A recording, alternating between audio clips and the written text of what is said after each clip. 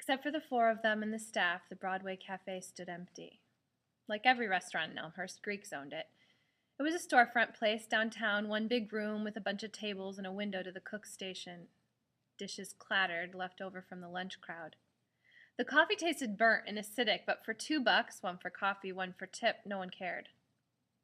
About a girl played fuzzily in the background over the ancient sound system, even though Cobain had been dead 6 months. Or maybe because of it.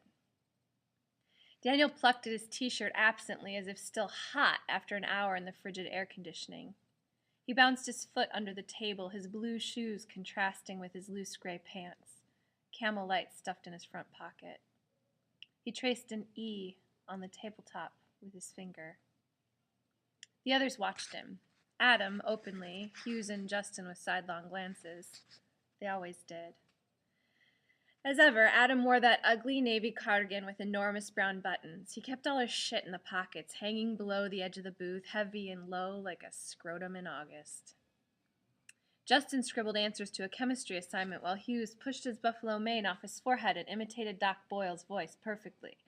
First, you're going to pour the liquid from this container into that container, and then you're going to hear a loud noise. Justin will demonstrate for us. On cue, Justin put down his pen, rolled back his sleeve, and angled his arm toward the front window. Singed hair lined his arm from wrist to elbow. Adam laughed. At least it wasn't your pubes, he said, raising his eyebrows and taking a drag off his Camel.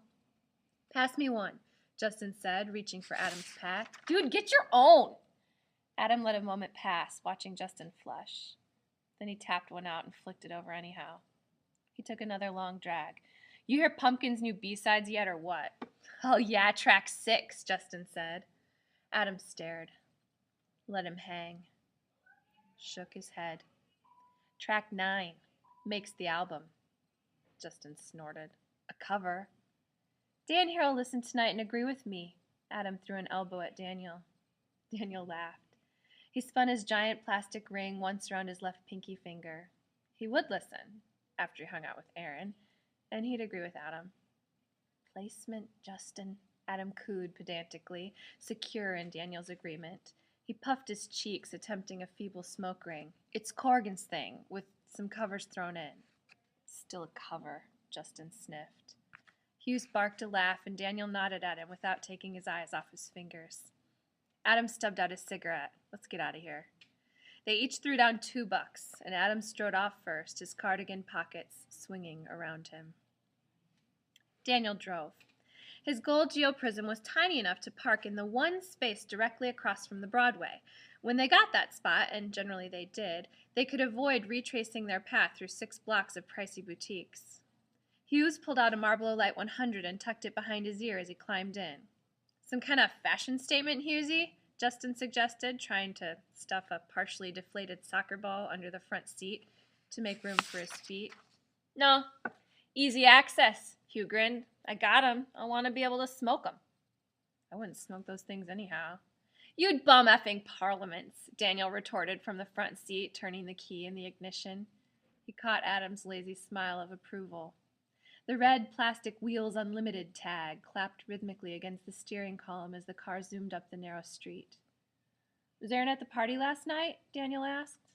Yeah, Hughes answered, too quickly. He turned his face to the window. The corners of Justin's mouth turned up, and he made eye contact with Daniel in the rearview mirror. Actually, we saw a lot of her at the party, he said. Adam coughed. I was surprised, Justin began again. Cut it out, Justin, Adam interrupted. The key tag continued to hit the column. Hughes continued to stare out the window. The radio poured into their silences. Drop us by my place, Justin said at the last moment. Our project's due tomorrow. Daniel jerked the wheel and the prism screeched onto the blacktop. Engine idling. See ya, Hughes said as he clambered out of the back seat. Justin said goodbye to Daniel. Then, as he shut the door, he looked Adam in the eye. Adam. Adam smirked. Justin. With Justin still standing in the driveway, Daniel took off. Hughes was moving pretty quick, he commented. Like a rat off a ship, Adam agreed. Daniel laughed and zipped into his own garage. When they got out, Adam followed him into the kitchen and accepted a can of Coke, but didn't open it. After Daniel chugged down half a can, Adam looked him dead in the eye, his mouth and eyes flat. Daniel stepped back. What? Adam glanced at the floor, then back at Daniel. Aaron cheated on you last night, he said. Daniel cracked a grin and shook his head. Nah, nice try. Adam met his gaze, his expression unchanged. We saw it, man. Hughes and I saw her, naked, in the hot tub with Scott Deerwood. Daniel stilled, closed his eyes. He thought, she cheated? I'm sorry. Daniel stared at the Coke in front of Adam, at the brown and cream tile counter underneath, and at Adam's heavy pockets. Then he let his head fall forward slightly, focusing on the black grain lines in the floor. He rubbed his hand over the back of his neck a few times. I'm sorry, man, Adam said again. Daniel didn't respond. The refrigerator hummed its old-fashioned hymn. The dog scrabbled on the back deck, chasing a squirrel. I think I need to take some swings, Daniel said. Adam nodded once. Daniel grabbed his brother's bat from the hall closet and ducked out the door to the giant oak tree behind the house. Adam followed, hands behind his back. Daniel walked directly to the tree and hit it. Small gray pieces of bark flecked off. He hit it again. Again. His hands sweat on the black-taped handle. Again. Daniel felt anger overtaking the sadness, displacing it. Good, he said. He grunted and swung at the tree again. Adam watched. A chip of bark landed at his feet. He bowed his head in acknowledgement. Daniel's swing slowed, an ache starting in his arms and his elbows. Before he was done, Adam interrupted. I gotta go. His hooded eyelids hid any feeling. He lifted his chin in farewell. Sorry, he said a third time, and he turned and walked away. The sound of Adam firing up his behemoth gray Buick held Daniel's attention, and he listened to the car half roaring, half choking down the street. Daniel had to go too. Work. Shit. He went inside and took the stairs 2 at a time up to his room. He pulled off his shirt and grabbed a House of Pizza t-shirt from the top dresser drawer. The heavy brown wood scratched on its rails. Then he ran. When he got to House of Pizza, Rob was the only one there, folding white boxes to get ready for the delivery rush. He always sat at a table in front, his khaki-covered butt cheeks hanging down over each side of the soda-style chairs. Daniel went over to help. He finished 3 boxes in the time Rob did 1. My girlfriend cheated on me last night, and I just found out, he said. He kept his voice level. He didn't look up from the boxes. It sucks. Sorry, Dan. Lena came in with a few waitresses, and they began setting up tables, stocking Parmesan and red pepper flakes in swirly glass shakers. A busboy came in and started wrapping silverware. Daniel moved over to join him. At 4:01, the phone rang, and Lena answered, House of Pizza, how can I help you? By 4:24, Daniel was on his first round of deliveries. He lit a cigarette. Mostly he thought about Erin. For a while, he practiced what he wanted to say to her, delivering and smoking on autopilot. He let all apologies play on repeat as he drove, taking right turns at every stoplight to keep moving. He hated that song, the same way he hated the endless cycle of Cobain's stuff on radio stations like some kind of penance. At 8:07, Rob started offering revenge scenarios when Daniel came in for a new batch of orders. Here's a good one. Go over there after work, screw her, then say, how's it feel to get screwed twice in one night?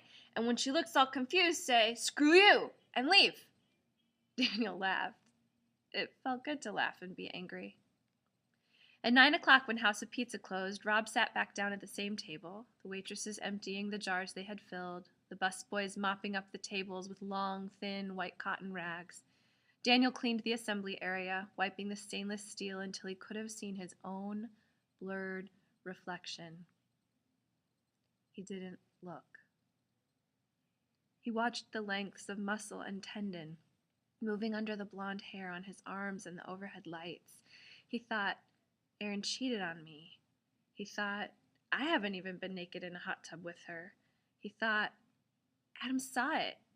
He thought, Everyone saw it. By 9:45, he was done. Aaron's dad answered the door and said, "Well, come on in." Or maybe he didn't. But Daniel stood in the living room when Erin came down the stairs, her glossy brown hair pooling around her shoulders.